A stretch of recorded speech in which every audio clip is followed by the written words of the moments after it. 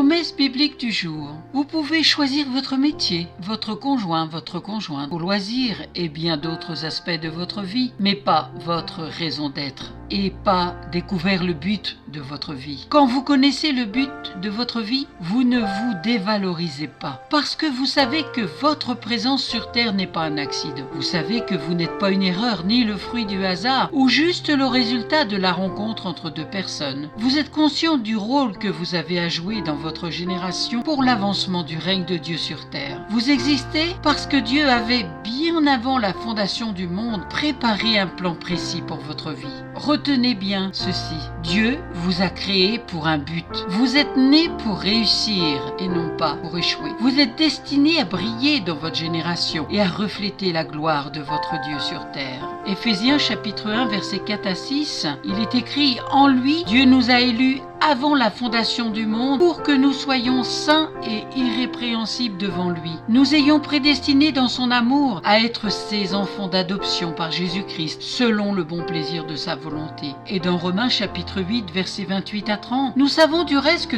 toute chose concourt au bien de ceux qui aiment Dieu, de ceux qui sont appelés selon son dessein, car ceux qu'il a connus d'avance, il les a aussi prédestinés à être semblables à l'image de son Fils, afin que son Fils fût le premier-né entre plusieurs frères. À vous de mettre votre vie au service de votre Créateur, de libérer votre potentiel et de jouer le rôle que vous avez à jouer dans votre génération. Terminons aujourd'hui par 2 Thessaloniciens chapitre 2 verset 13. Pour nous, frères bien-aimés du Seigneur, nous devons à votre sujet rendre continuellement grâce à Dieu parce que Dieu vous a choisi dès le commencement pour le salut par la sanctification de l'Esprit et par la foi en la vérité. Amen. Soyez abondamment bénis et si vous n'avez pas encore découvert le but de votre vie, cherchez-le dans la présence de Dieu. Cherchez Dieu lui-même et son amour de Père pour chacun de vous. Amen. À très bientôt.